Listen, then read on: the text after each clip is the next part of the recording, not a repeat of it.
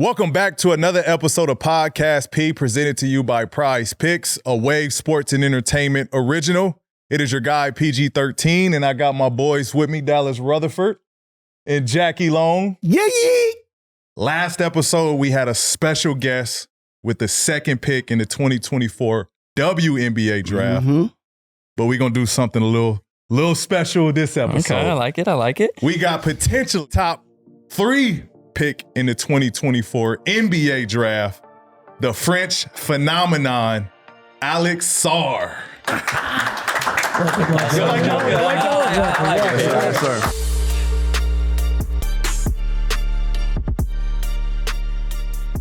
I practiced a little bit at home for that one. That was a good one. That you was gonna mess up, but and you did right. He bet. Just the original part. Yeah, we knew. I'm Monkey. What's up, Alex, man? We talked a little bit in the back. You said you've been in LA for about a week now. Yes, sir. How you been enjoying it? I mean, it's cool, like it's a nice process. Yeah. Everything moving fast, but it's nice. It's just going, huh? Yeah.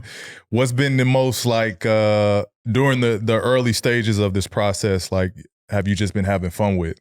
I mean, just the workouts in general, because, like I got a long time just to work on my game in general, there's no one telling me what I got to work on or not. So it's just working my craft. That's fun. Yeah. I don't want any teams that you were like growing up, like, oh, this is my team. Because I know we've all had teams where they weren't fortunate to. I mean, when my brother first played for Thunder on a two-way, that's when I really started looking at the Thunder a lot. Okay. Then I liked the Thunder back in the day when KD was playing there too. Okay. So that's the team I used to look at. So Thunder's your 2K pick. Yeah. We do want to, go to the origin and kind of the influence of your early stage of basketball. Your dad played professionally in Senegal. You mentioned your brother played for the Thunder on the two-way. So talk to us a little bit about the influence that those two had on you, on your decision and your love and passion to pick up a basketball. Yeah, I mean, I think I never really had to choose a sport. Growing up, I used to see my brother and my dad hoop a lot, so it just made sense for me. I thought that's just what we was doing, and that's what we do, huh? That's what we do, and just seeing the passion my dad had for basketball. He wasn't playing in the first league in France, but he was watching film. He was damn near in the NBA, and just seeing that is I think that what really brought me to this point. Brought you into just enjoying the game of basketball. Were you always because you up there, you pretty tall. How tall are you? 7'1". 7'1". Yeah. What are they doing in France? Bro. What's It's in the water? It's in the water? What's going on? Some shit. That is crazy. So you always just been tall, just towering everybody. I mean, yeah, pretty much, yeah. Where did the skill set come from? Because you got an ability to, at your size, and we saw it with Victor obviously this season, but at your size, the ability to kind of do everything. Yeah, I feel I used to play with other guys when I was younger, guys 2 years older, 3 years older, so I wasn't the tallest guy. Mm-hmm. So I was more a wing that couldn't really use my body to do much, so I had to figure out ways to score and stuff, huh? Try to, be faster or stuff like that. Gotcha. Were you always tall, or did you have a big growth spurt during a specific year? P wasn't that tall growing up, well, he was tall, but not as tall as what he is now. He had a big growth spurt. Were you always tall, or did you just 1 year grow 5-6 inches? No, I was always tall. When I was 14, that's when I went from 6'8" to 7 foot. Damn, 14, you was what? 6'8"? 14, 15 maybe. Shit. Yeah. That's that was my growth spurt, but I was already 6'7", 6'8" at 14, 15, so I was always tall. Yeah. I had a similar when I was 14, 15. And I measured it because we had a refrigerator, right? Mm-hmm. And I was kind of eye level with the refrigerator. And one summer, it was just one thing just clicked. And I was looking over the refrigerator at one point. It threw me off damn. Yeah. When did this happen? Was the fridge the marker, or did you actually because some people they put look, you're 4'11" now. I used to do that too. Yeah, I had that, yeah. But you walk past that marker and you don't really how tall am I? Oh, how tall am I now? What the doctor say? I think the doctor said I was supposed to be 7'2", 7'3", so kind of messed me up on that one. But I think they knew because my brother's that tall too, so it wasn't. How tall your brother? 7 foot. Damn, the whole family 7 foot. Got to get a whole new wardrobe. I can't imagine new clothes, shoes, everything specially made, huh? Nah, you gotta get tailored everything. How you shop? No, I mean online. Online you can find anything now. Shit, that's crazy. So 680 was 14. 14. Oh my God. get in on the playoff action and win up to 100 times your money on Prize Picks as you and the world's best players take the game to a new level during basketball's postseason. You can now win up to 100 times your money on Prize Pick with as little as 4 correct picks. You can turn $10 into $1,000 with basketball, hockey, and baseball entries today on Prize Picks, America's #1 fantasy sports app. Jackie, you want to do a couple more or less projections for the Celtics versus Pacers game tonight? I love this part of the show. Come on. So we're going to start off with more or less on Jason Tatum, 25 points. Jason Tatum. I love him, but he's up and down. I'm going to go more. I'm going to go more. Okay. More or less Jaylen Brown, 3 threes. Less. Okay. More or less Drew Holiday, 5 assists. I've been watching. I'm gonna go less. It's a bad pick. Well, okay, it's your turn now, Dallas. I'm gonna pick you against the Celtics and the Pacers. All right. Okay. More or less, Pascal Siakam, 20 points. 20 points. I'm going to go more. All right. He definitely will get that. More or less, TJ McConnell for 15 points. Very capable, but less. I agree with you on that because he come in off the bench every now and then, but he do be balling. Y'all see how easy that was? I can make my picks. Dallas can make his pick. And guess what? We can submit our entry in less than 60 seconds on Prize Picks. Download the app today and use code PODCASTP for a first deposit match up to $100. I repeat, go download the app today and use code PODCASTP for a first deposit match up to $100. Pick more, pick less. It's that easy. Chitta, chitta, chitta, ching, ching. Now back to the show. Real Madrid is one of the best European basketball programs out there, and you have some NBA superstars like Luka and some other NBA guys. But at 14, you started your journey to professional basketball career there. What was that like, becoming a professional at 14 years old? What was the most difficult, maybe, challenge you had at such a young age and entering that professional level? Yeah, I mean, obviously, just like living home, when you're that young, it's tough. I'm in another country, people don't speak my language, so you got to get used to all this. But after a few weeks, you get teammates around you, you get a lot of people, your coaches, and you realize it's real now and I got to work towards my dreams. I mean, it had to be helpful having your dad in your corner, your older brother in your corner going through that period. Yeah. Did you lean on them for any help through that process? Yeah, I mean, I still lean on my brother a lot. But yeah, most definitely, I was talking to him a lot.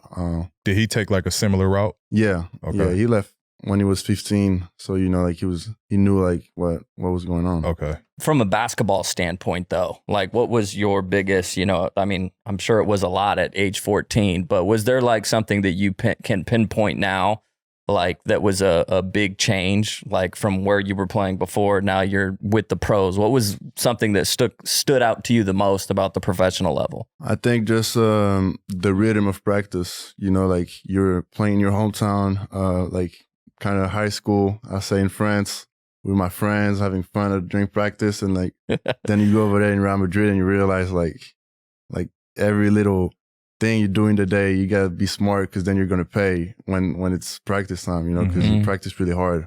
I think that's what got me. I think we're doing it all wrong here in the U.S. I was just going to say, that's crazy to me. We're doing it all wrong. I mean, you look at Victor, look at Luka, yourself coming up, y'all NBA ready at such an early age where it takes us a little bit time for that development curve to reach ultimately where we become our stars and our superstars. You guys seem to hit that peak a lot sooner. So yeah, it's something we got to do. Do you think that will ever change? Just for example, where were you at when you were 14 years old? What were you doing at 14? Man, I was nervous to play varsity. Okay. Why? Because I was a kid. I'm playing against dudes that are 3-4 years older than me. What's varsity? What is that? That's that's the highest level of high school basketball. JV and varsity. So if you're not very good, you play JV. If you're good, you play varsity. All right. That's how it works. That was our professional. Yeah, like what a difference though. You know what I mean? Yeah. Like what were you, shooting some hoops in the backyard every once in you know what I mean? You probably weren't working. I couldn't even imagine playing on a professional team at 14. My dreams probably would have been shattered. Like, it's not really a professional team. Like, it's more like you're with a junior team off a professional team. Like, I wasn't playing with Luka. Got you. Okay. Meta but said, they're still what Meta say, LeBron was ready, huh? At 15? At 15. Yeah. I mean, you definitely got some through the cracks of just freaks of natures. Too much. Well, speaking of all these young ages, 15 and 6, and all this stuff, at 16, you decided to move to the States to play for Overtime Elite. Yep. Now, we was talking about all these decisions being made. Why did you make that decision?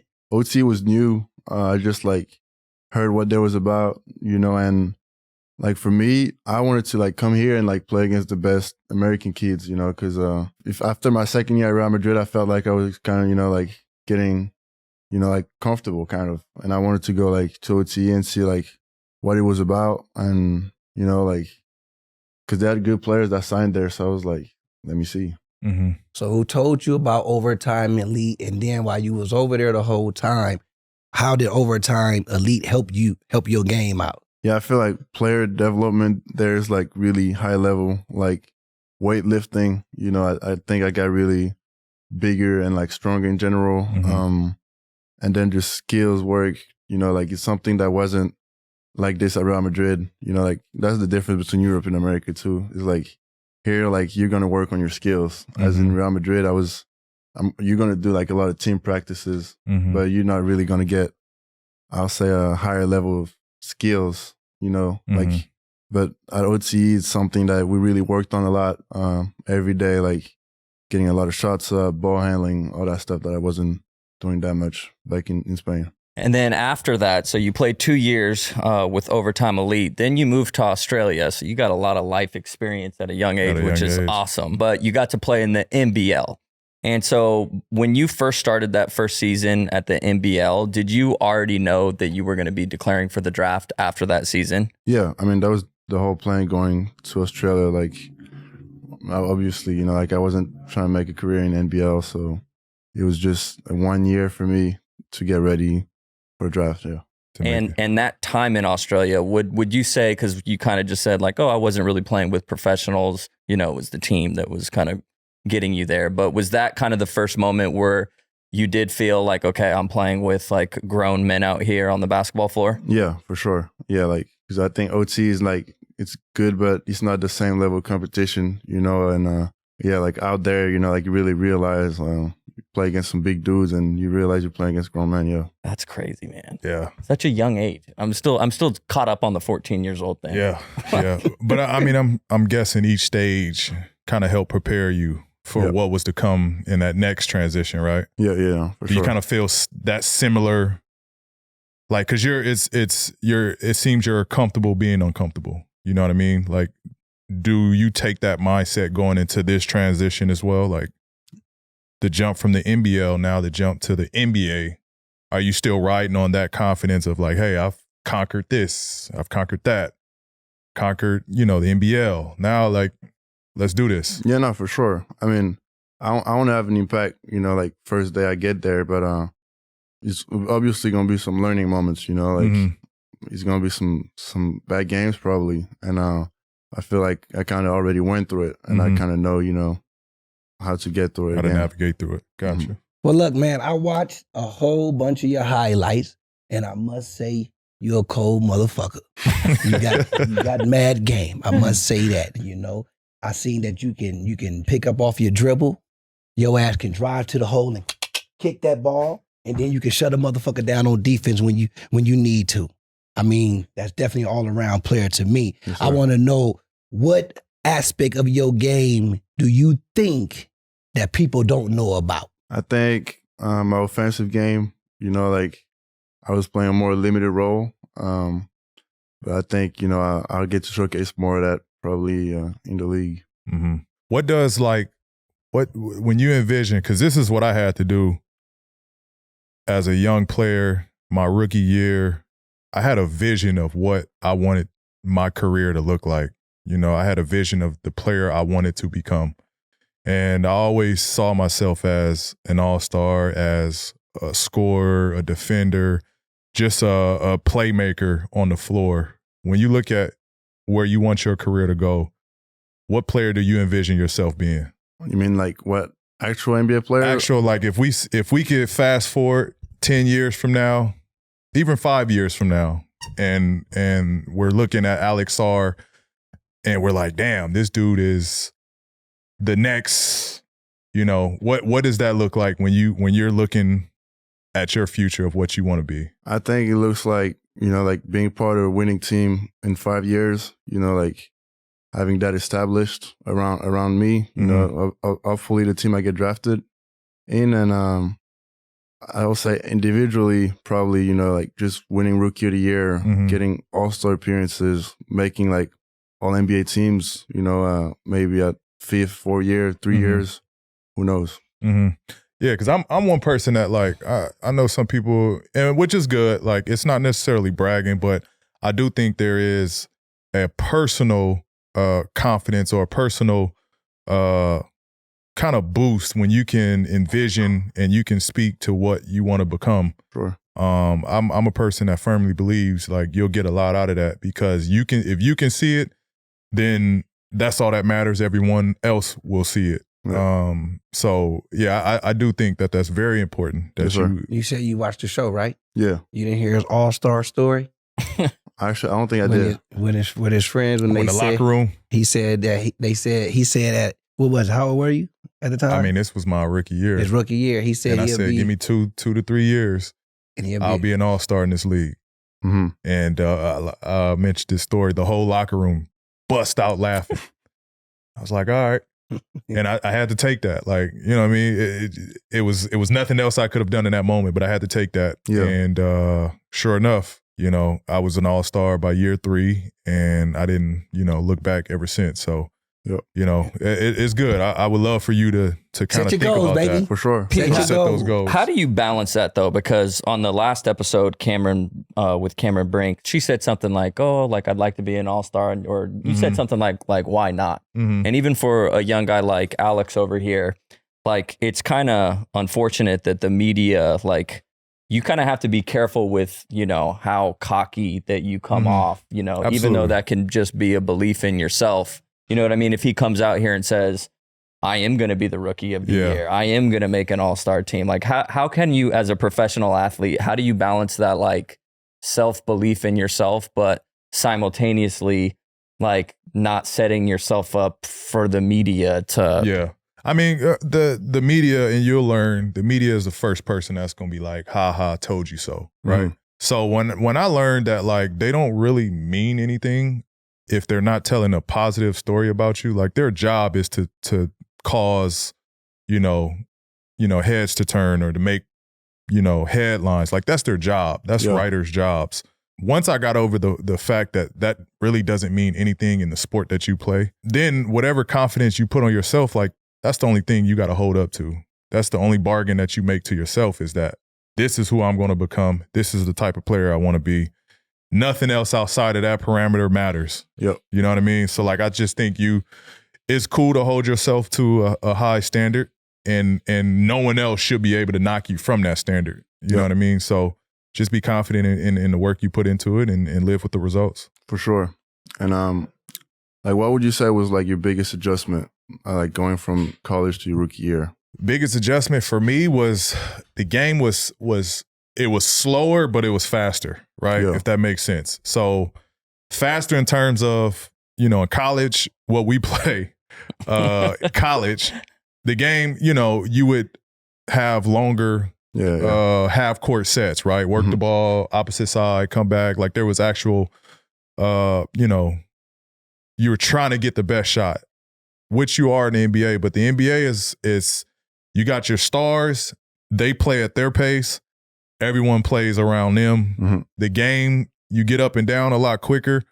But for the stars who know how to, control the pace of the game, they play slow. They play at their pace. They play at their speed. So it's kind of, it's kind of, opposite when I said fast and slow. Yeah. But if you wrap your mind around that, you'll see it like, oh, okay, this is what he meant. But, you know, you'll be a star. Like, you'll figure out the pace that you're going to play at, and the team will follow. That's the best way that I could probably answer that question. Right. He's all confused now, but that's It'll make sense when you get to the league. Slow. I gotta see. I mean, Luka plays slow. Luka plays slow, yeah. but he's fast. Yeah. But his decision, but he plays fast because his decisions are quick. Like he plays at his speed, but his decisions are fast, so it makes like he's always in attack mode. You don't know what he's gonna do. Like his decision making is sharp, and that's the prime example of what I meant. Like the game is fast, but it's slow because you got to pick up and read things on the fly, and he's one of the best to do that. So. Yeah, he's a prime example of that. Alex, what are some NBA players that you enjoy watching now? And do you have any specific, moves or things about those individual players in today's NBA that you're trying to emulate into your own? For sure. I mean, I like watching Giannis, KD, AD too. Mm-hmm. Like that's more of like my position guys. I mean, of course, like I watch like guards, but at the end of the day, like you can like get a little moves from the guards, but I can't really, like go out there and do the crosses he be doing, like you got to stick to your game. But yeah, like these guys, like if I just pick what Giannis does in transition, like just the bumps into a 1-2 and finish strong at the rim, like that's a move I think when you're like long, and athletic, it can really like help you. Awesome. I'm gonna set the stage here, right? Game tied. 115, 8 seconds on the clock. You got the ball on the island to go win it. What's your go-to? 115. 115. We got the last shot. I like it already. I mean, I'll do a right hand in and out. Right hand in and out. See what happens after that. Okay. So that's your read right there. Right hand in and out. That's my read. Okay. Right hand in and out. See what he's doing. Then I'll just drive really hard with my right hand. If anything happens, I got my spin to the left. Okay. Spin the counter. Yeah. Got it. But I'll try to go to the rim. If we left hand laying, we left hand dunking, we spin dunking, 2 hands. 2 hands, I'll try. Okay. Yeah. All right. I think I'm You're buying it? I'm buying it. I'm buying it. I'm buying it. I like the in and out. See what in and out, and he dropped. What we doing? In and out, and he's sitting on it. I mean, he's sitting. He's playing the drive. In and out. Oh, I know he's trying to get around me. I mean, you can try to throw a little. You got these. Oh, yeah, exactly. Yeah. Okay. You can try to throw one of these. Yeah. Okay. Yeah, I think my move. I'm going to the behind the leg snatch. Yeah. I might hit you with an in and out. See what he doing, and then hard right. Put the shoulder in him. Yeah. Behind the right leg snatch. I saw that one. And then the Erykah Badu. Okay, bro. Okay. He's feeling good. How do you think your go-to moves came together? Like, is it like you figured out in games, you just like worked on them and? Yeah, you know what?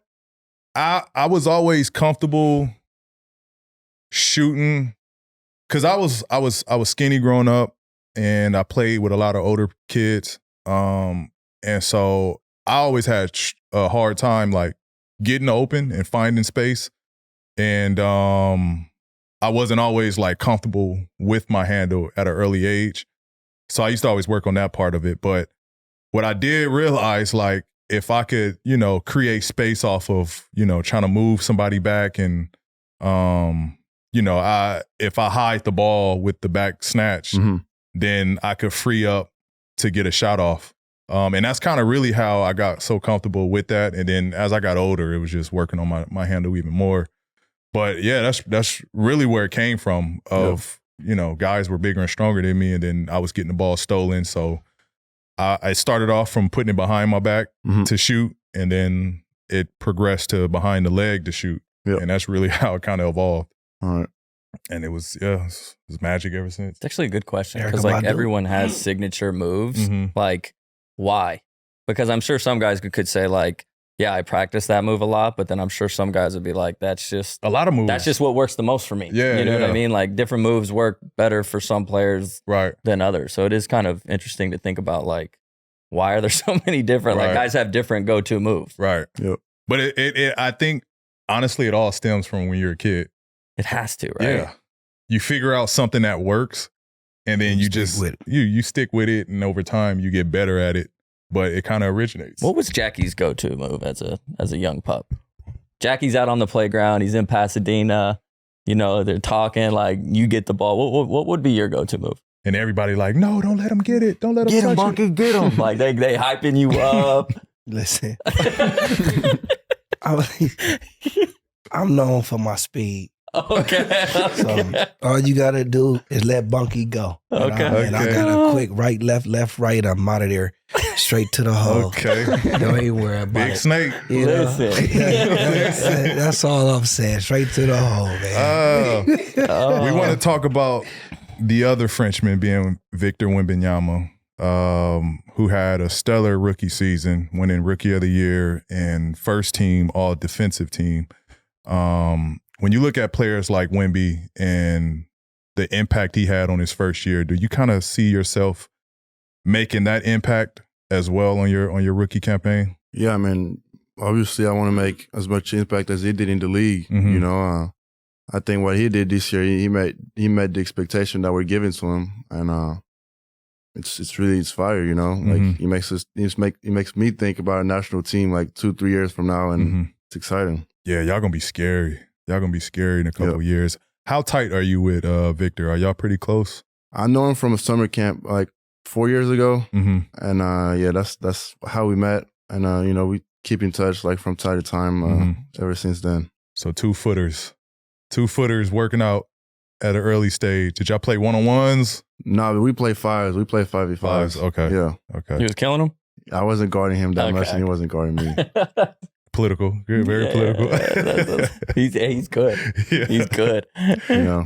I was gonna ask you something similar to that because it's crazy that y'all from the same spot. Y'all never even played on the same team Yeah. at all. Because I know that y'all obviously always, you know, played at the camp against each other, but y'all never played together. So how was it playing with him at the camp? I mean, yeah, like you could see just like the potential. You know, like he was tall and he could do like a lot of things with the ball at that time, but you could see like he didn't really know like how to use his body yet, you know, because he wasn't done growing, and but you could still see like, you know, how raw he was, and you know, like the basketball skills he had.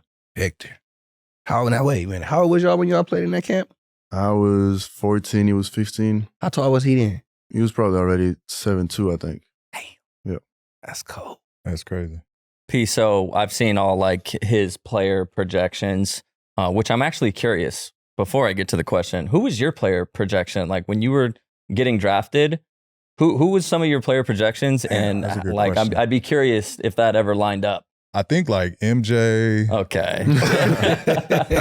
Easy. Very good. Very good. Nah, I don't know. I think I don't want to lie, and I don't even remember. I want to say like Pippen was in there.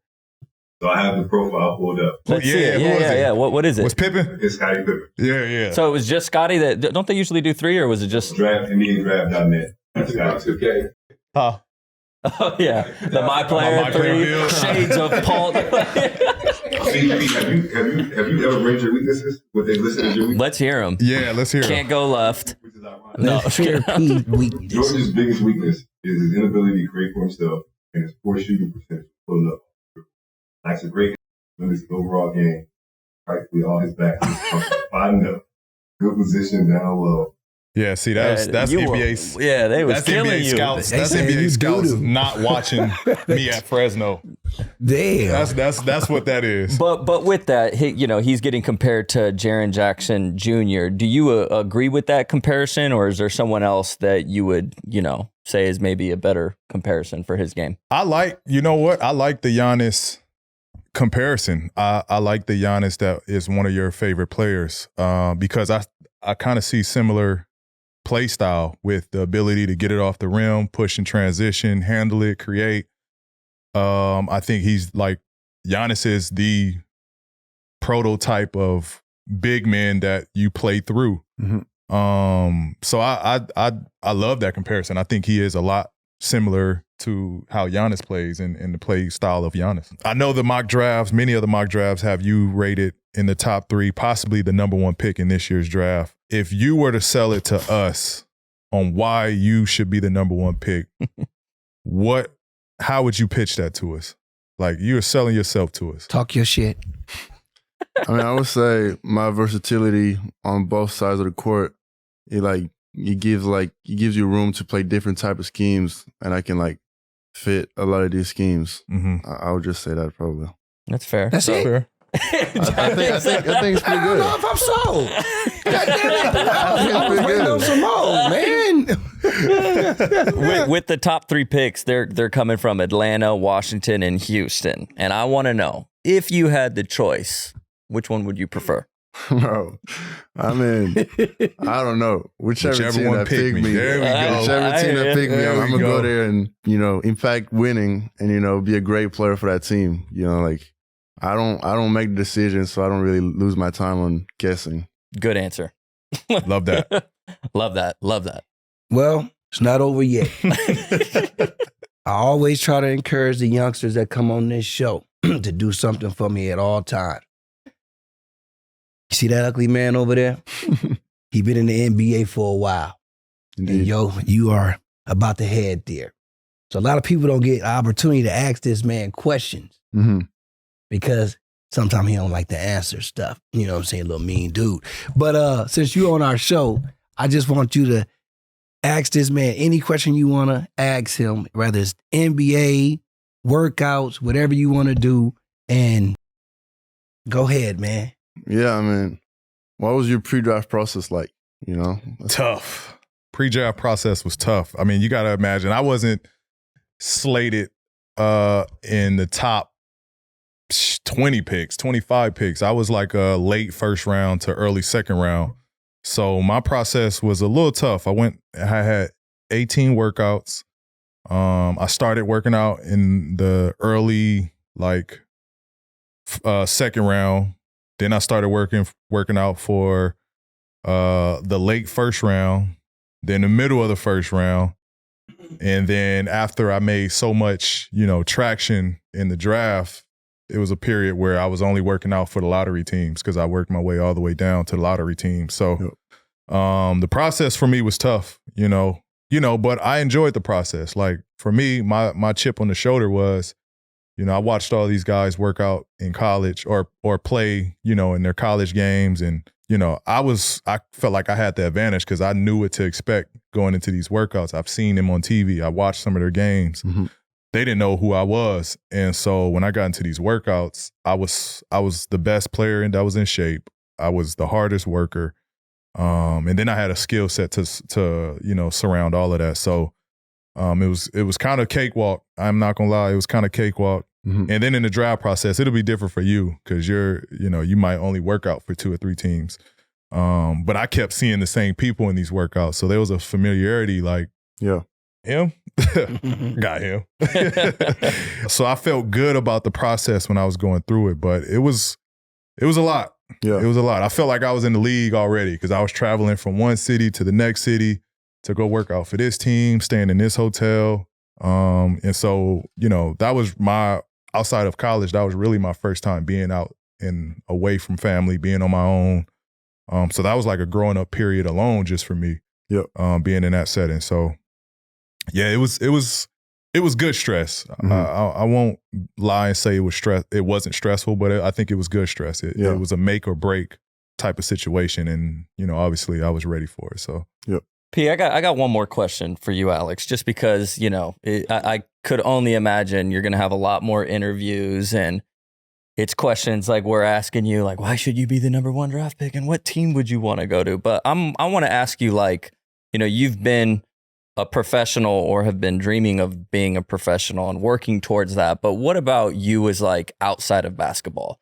Do you have any hobbies? Like, what's something about you, the person, that maybe people don't know about you? So I actually like fishing a lot. Yes, there we go. Okay. Yeah. So that's something, like I'm going deep sea fishing later in the week. Okay. So like that's something I like to nice. do. Are you that's like dope. deep sea? Like, have you been deep sea fishing? No, that's my first time. Okay. Are you usually on a lake? Yeah. What are you catching? Just black bass or nothing. There we go. There we go. Where did that Did your pops always fish? Nah, it was my brother. Your brother got you into it? He just put me on, yeah. Was there a lot of lakes in France?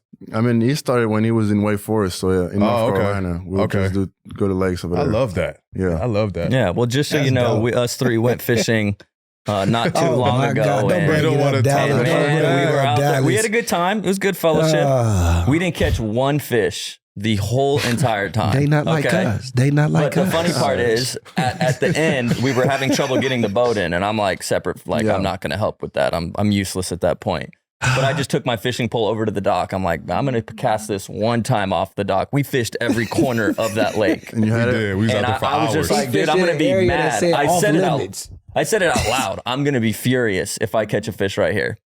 Caught one.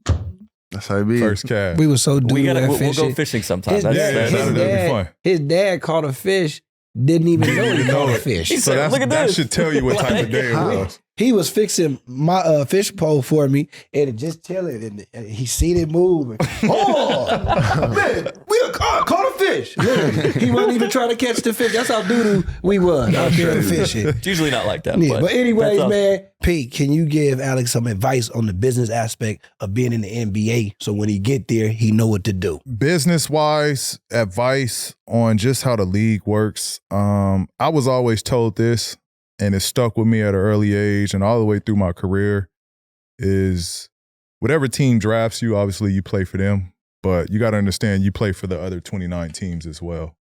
And what I mean by that is they all talk.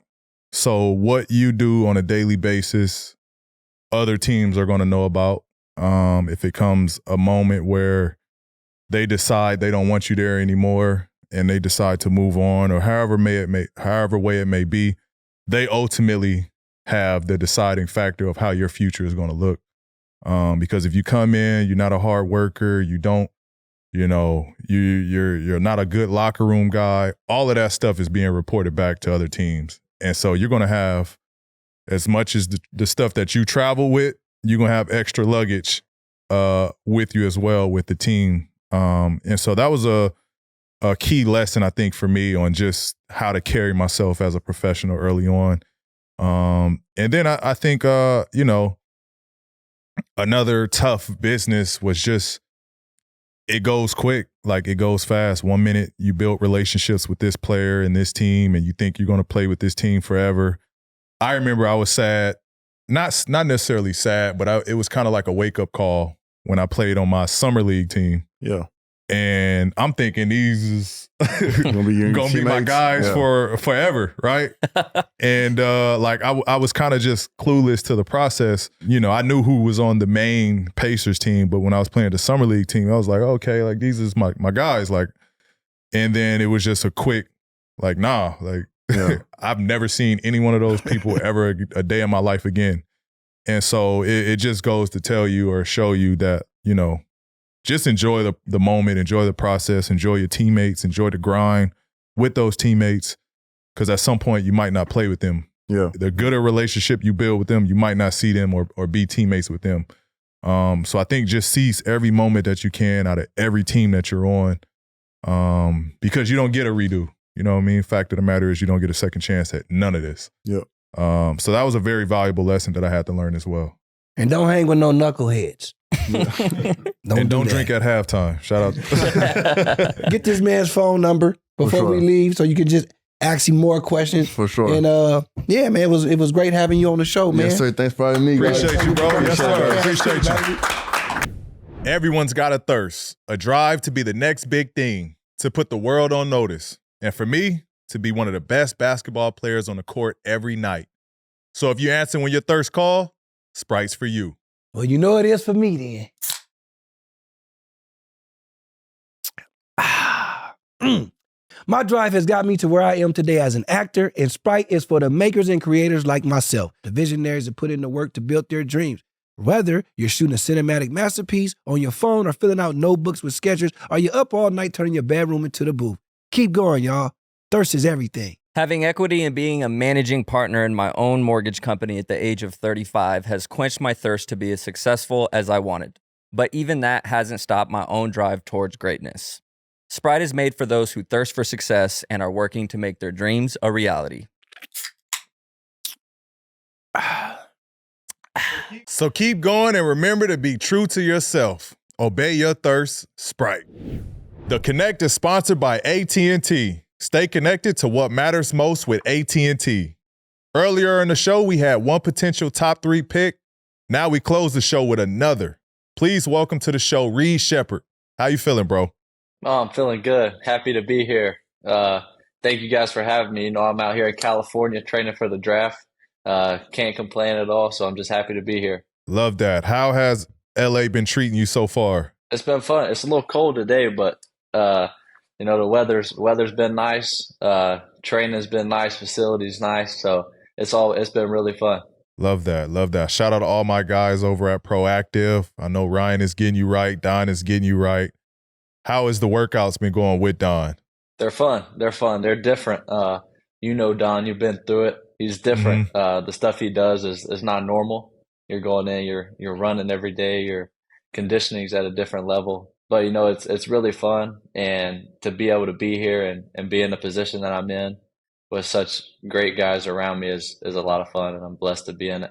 Absolutely. One of the things I always say is with Don, you will be one of the best conditioned players to go into these workouts because he's going to get you ready for that. I know they're calling you the winner of the NBA Draft Combine, and you've solidified your position as a potential top 3 pick in this year's draft. Some mock drafts even got you going number 1. How does that make you feel knowing that your name is potentially one of the top picks in this year's draft coming up? It's crazy. It's really cool hearing my name being said like that and around those names and those teams. But, coming into the season, if you would have told me that, I probably would have laughed at you. Like, that wasn't what I had in my head at all. I was just wanting to go out and have fun and play. And the season was great. And so being in this position, it's crazy. It's a lot of fun. I'm super, super happy. And the whole process has been unbelievable for me and my family. Yeah, I love what you said there of just going out playing and having fun. I think that's kind of what people forget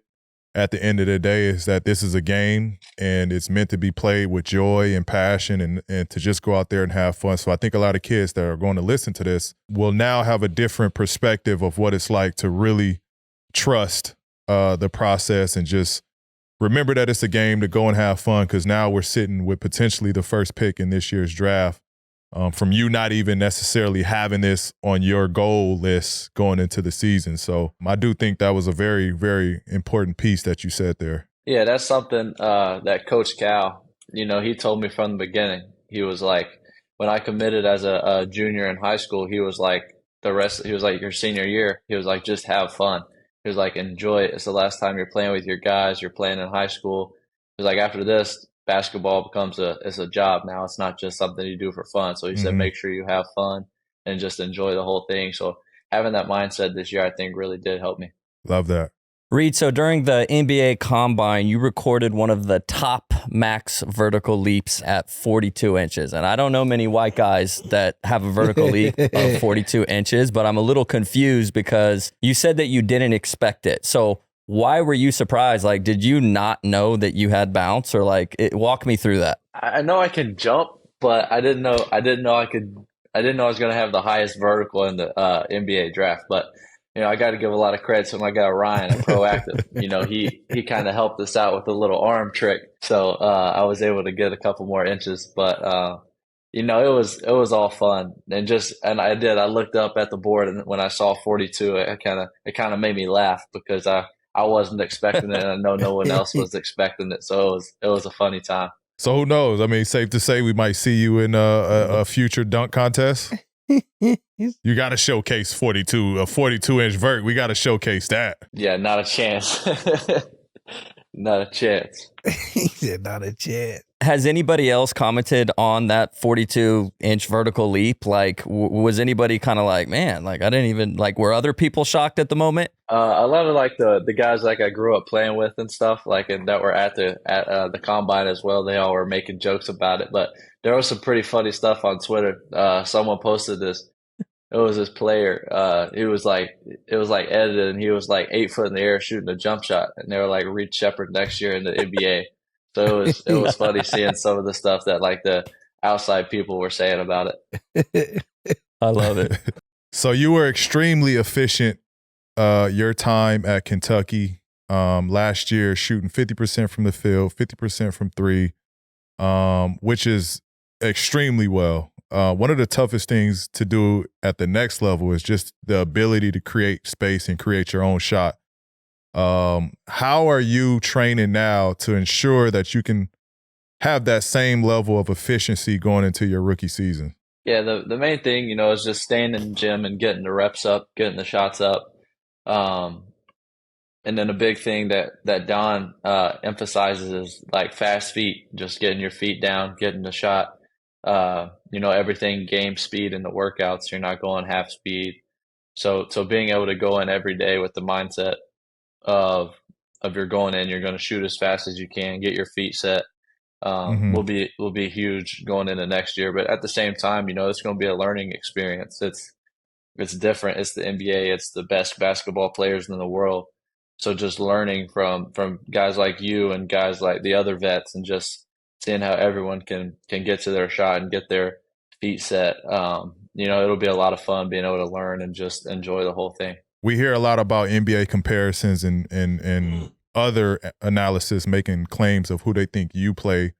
Like, who in the NBA do you compare yourself to and that you try to emulate your game after? Yeah, there's a lot of guys, that's a tough question when people ask that. There's so many great players that you could watch, that you could take stuff from their game and just try and put it into your game. But I like looking at my Kentucky boys like Book. I like watching Book and how he can get to his like mid-range spot. He just gets there, he can elevate over anyone and gets there. So like being able to just watch him play, and growing up watching him at Kentucky, that's really cool for me, seeing him at Kentucky and now the league, and just doing what he does and how good that he does it. But like other guys, like Chris Paul, the way he can control a game, Steph Curry, how he can just how he shoots is crazy. So there's a lot of guys that you look at and that you see that you want to kind of take stuff from their game and put it in your game.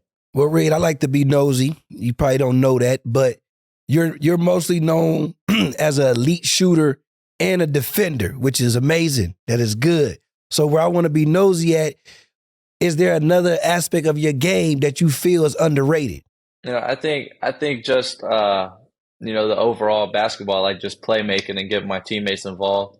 Sometimes that stuff doesn't show up on a stat sheet. It isn't what's going to be on the Instagram videos and all of that stuff. That's not what the highlights are about. All the highlights are about scoring or getting a block or a steal and going and dunking it or something. It's not a lot about making the right play, making the right pass. So I think just playing basketball the right way, always making the right play, whether that's a one more driving kick or whatever it is, always making the right play for the team. You talk about your team, obviously Rob. Shout out Rob Dillingham, who will also be a lottery pick in this year's draft as well. Love Rob's game. What part of Rob's game do you think contributed most into the success you had throughout this season? Yeah, you watch Rob play. Everybody, when Rob gets the ball, everybody thinks Rob's going and going to go score. And that's what he does best. He's the best at going and getting it and going and get a bucket. So with that, he just takes everyone's attention. So it's real easy, and he's a really good player. And like you said, going to be a lottery pick. Unbelievable guy, unbelievable player. It was awesome being able to play with him this year and just watch him and learn from him. But he could just create so much attention and kick out and make the right play and for an easy three, and just he was just always in attack mode, and watching that was fun. And my favorite part was when I had the ball, I could throw it to him and then just back away and let him go do his thing. He was, especially when he gets going, he gets going. So it was fun to be able to watch him get in his groove a lot in a lot of the games this year. Yeah, shout out Rob. He definitely a guy that can fill it up and put big numbers up quick. So good luck to him on his journey as well. And Reed, as you know, Coach Cal just recently left the University of Kentucky and is heading over to Arkansas. But we always hear these stories of what a great, recruiter that Coach Cal is. Do you have any, good, maybe funny stories about how Coach Cal recruited you to Kentucky? I've always said Coach Cal's the greatest salesman in the world. You know, hearing some of the stuff that other people say, for me, it was a no-brainer. For me, I'm from Kentucky. I live an hour from Lexington. So he didn't have to do much persuading for me. You know, I was kind of, as soon as he offered, I was all in. But, you know, even like there was times like in the season, like just stuff he would say to like, to anyone, it doesn't matter. And now you can tell like he went to Arkansas, right? Like you just said, he got all his guys he wanted. Like that's crazy going from Kentucky to Arkansas and all your guys being committed already and taking them with you like that. Like that just kind of shows how good of a coach and how good of a recruiter that he really is. This definitely says a lot about him. And I know you mentioned that he was, you know, kind of telling you to go out there and have fun your senior season there. But what would be one thing that you've learned from Coach Cal that you think that you're going to be able to use for the rest of your career? You know, there's so much. You know, he's had so many players, and he'll tell you he'll stop practice and he'll be like, "This is something you'll do the rest of your basketball career." Whether it doesn't matter what it is. If he says it, that's what he likes to say. But you know, whether it's just how you go about the day, like coming into practice and you get off to a sloppy start at practice, you know, he's stopping it, he's starting over. It's like you're not going to be able to redo things in the NBA when you get to the next level. It's either you're on the next level or you're not. It's either you're getting there or you're not. So just going in every day with the mindset to compete and to get better was probably the biggest thing, you know, just because he's had so many players, so many high level players that have been through it and that he's got from Kentucky to the league. And now they're just continuing to get better and be some of the best players in the world. So, and it was easy. I mean, going in every day, listening to him, knowing the experience, and to me, he's the best coach in the world. So it was really fun being able to listen and learn from him every day. Love that. Well, Reed, we know you went to one of the schools that's known for having incredible summer runs, Big Blue Nation. You know what I'm saying? They known for having the past players playing the current players in them summer runs. And I just want to be nosy, man, and have you experienced that yet? You know, there wasn't many players that came back when we were there. There were some that would come back, like DeMarcus Cousins would come in. But our summer was a little different this year because we went to we had some games in Canada, so we kind of started practice early, and there wasn't much time for players to come in because we were practicing in June to get ready for the Canada trip. But you know, that Kentucky's, they have guys come to like the games, like you know, Tyrese has came back to some games, Emmanuel Quickly, like I said, DeMarcus Cousins, John Wall has been at a bunch of games. So just seeing those guys, you know, all come back to the games and keep supporting us and Coach Cal is really cool. That's a hell of a fraternity. Yeah, you said a whole bunch of That's a hell of a fraternity right there. I know this is such an exciting time, a special moment for you. With everything going on, what are you most excited about during this jump to the NBA? You know, I think, well, one, the draft night, June 26th, you know, that's my mom's birthday. So I'm excited about that. That'll be a cool birthday gift to my mom. So, but you know, other than that, I think the biggest thing is being able to learn, like I mentioned earlier, like from the vets. You know, I think that'll be really important. I think that'll be really cool, just seeing the game. You grow up watching the NBA, so being able to actually be in the NBA, travel with the team, you know, do everything together and just learn from everyone and just see how it really is up close and personal. So it'll be really cool. You know, but I'm super excited. I can't believe I'm in the situation that I'm in. So it's going to be really fun, and just like I keep saying, just learning and just watching it all up close, and will be really fun. Yeah, we excited for you. You got to let moms dress you or something. Like, let it be an extra special day for her. You got to let her pick her favorite colors out or something for your suit. Yeah, we'll see about the suit. I don't know. I think I might pick what I want on that one, but but you know, she'll be there, and that'll be a fun time for us to spend together as a family for sure. All right, Reed, I always ask the guests that's young that come on our show to pick our guy's brain over here, you know what I'm saying? Because I think he gives great advice, you know what I'm saying? So, but you on your way to becoming, you know, hopefully in the NBA, is there any advice that you want to ask Mr. Paul George over here, you know, on anything they can help you out with? Yeah, I would say, you know, just in your first, like the rookie year, your second year, your third year, what was the biggest, not so much the change from college to the league, but like what's the biggest thing that you had to get better at, or you were able to watch and grow at as a player in those 3 years? I think, you know, it's funny that Alex Sarr was on the show earlier and asked the same question as well. That's crazy. It is just such an adjustment from college to the NBA from the point of the pace of the game. The pace of the game is just that much different than college. College, you guys are used to, you know, a set offense, running through an offense, using the clock. And you get, 30, 35 seconds on the clock to run a play, whereas the NBA is 24 seconds, but very rarely is the offense ran down to 24 seconds. You know, usually, especially you look at teams like Indiana with how quick they play, you know, their first action starts at like 21 on the clock, 22 on the clock. They're getting that ball advanced pretty quick. So the pace of the game is definitely a change from the college to the NBA. And then when you recognize the spacing on the floor, it's just a lot more spacing on the floor to operate, and whether you're on offense or defense, you know, if you're a defender, it's more space for the offensive player to you know, kind of make something happen. And if you're on offense, it's more space for you to make something happen. And so I think that was one thing that I realized once I got, you know, comfortable with my game and worked on my game, and how to utilize the space at that point.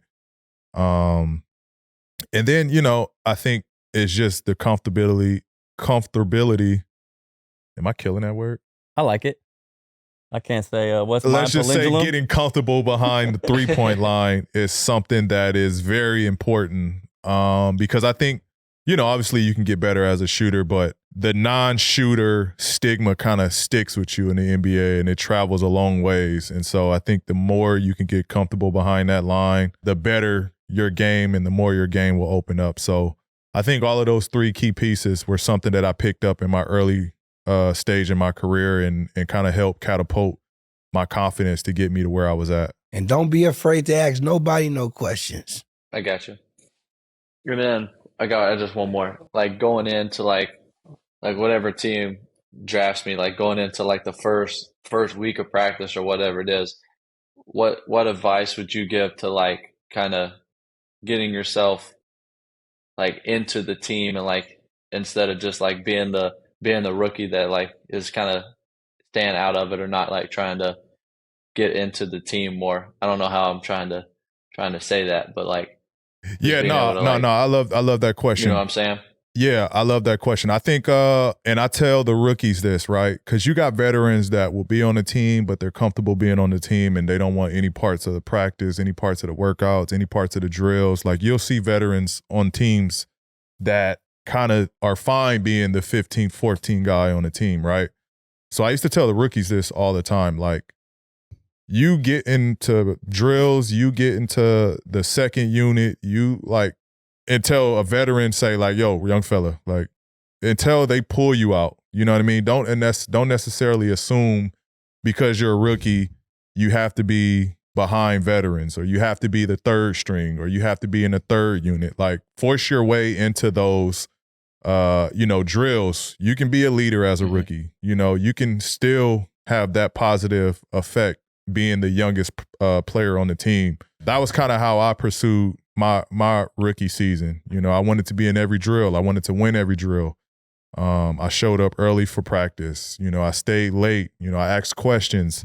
I got comfortable with the veterans. You know, I wanted them to be comfortable around me because I was the youngest. So it wasn't a lot kind of common areas for us because, you know, a lot of, when I first got in the league, you know, I had veterans that had families that had, you know, mid-aged kids. And so there was a little barrier between myself and my teammates. But what I did most was I wasn't afraid to ask questions. I wasn't afraid to kind of stay after and hang with them and kind of just show that, I want to do whatever I can to make this team successful as I can. So I think just, picking up on those things, you being a point guard, I think naturally is your calling to kind of be a connector. And so just, embrace that and own that. And like I said, just don't be afraid to kind of be a leader. I got you. Appreciate it. You'll find guys gravitate towards that. It's only two you got with good questions, Reed. Yeah, I got you. Appreciate you. Yes, sir. We want to thank you, Reed, for joining the show. Good luck in this year's draft. Stay connected with us. Stay close to action with AT&T. At home or on the go, AT&T keeps you connected to the game you love. We'll be back with Rated PG after this break. Thank you, guys. Appreciate it.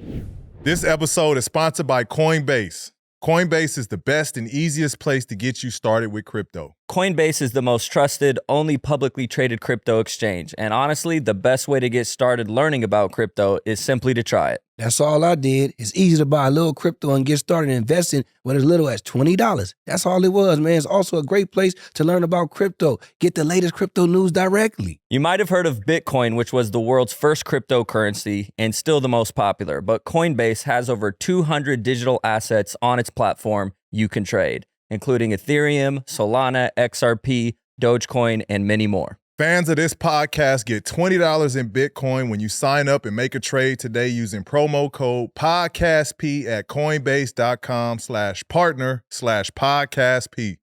Coinbase, crypto moves money forward. There are so many streaming apps, it can be hard to even find what you want to watch. But there's a way to outsmart the system. Prime Video. It has all my live sports and docs in one app, like Giannis, The Marvelous Journey, and the National Women's Soccer League, both included with Prime. Plus, you can buy Premier Boxing or stream the NHL, NBA playoffs on Max with the Bleacher Report Sports add-on, or add Paramount Plus for the Masters on CBS. Prime Video, it's all your favorite sports in one place. Restrictions apply. Prime membership is required for add-on subscriptions. See Amazon.com/Prime Video for details. So we appreciate Alex and Reed joining the show. Mm-hmm. We can't finish the episode without doing our Rated PG segment. Come on, Monkey, take us away. The best segment of the show. Come on, y'all. My favorite segment of the show, Rated PG. And Rated PG is sponsored by Prime Video, your all-in-one destination for live sports, hit movies, TV, and plenty more. Find your happy place here. Now, this is how Rated PG works, where PG takes a young talent that doesn't get recognized out there. He rates them on their skills, and he just let us know if we should be watching them now. So, P, tell us what you got today, baby. I'm going to go, and I don't know why this player hasn't had more recognition around the league for his age and what he's done with this group. And I think he's a ton of talent. Memphis took a swing on him, and it paid out. I like the kid, Gigi Jackson. Gigi Jackson for the Memphis Grizzlies. I think he's really good. He doesn't get talked about enough for his rookie campaign to be the youngest player in the NBA and to still be productive. I know they were on a team that was kind of limited with injuries and Ja not being there, and but I thought he stepped in when the light was a little dim in Memphis and shed his light to kind of make a showcase that he's here to stay in the NBA.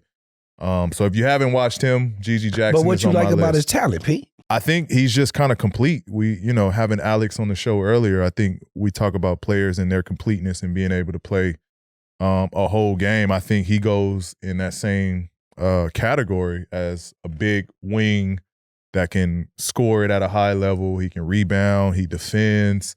He's super athletic. And again, mind you, he was only, I think, he started 18, finished 19 years old into the league. And he doesn't get talked about enough in the conversations of like the youngest guys to do it. You talk about, I'm not putting him in that category, but the greats that, he potentially could have been an out of high school player. Right. Put him in the age bracket. But, for his ceiling at this first year, I mean, he outperformed Kobe at that age. And so, I don't think he's getting talked about enough when you put him under that light of guys that came into this league, been successful in this league, to start their career off at that early of an age. Well, GG, you just been rated PG. We appreciate the young homies, Alex and Reed, for stopping through. Best of luck in the draft. You know we'll be tuned in. In the meantime, keep watching Podcast P. Keep watching. Peace.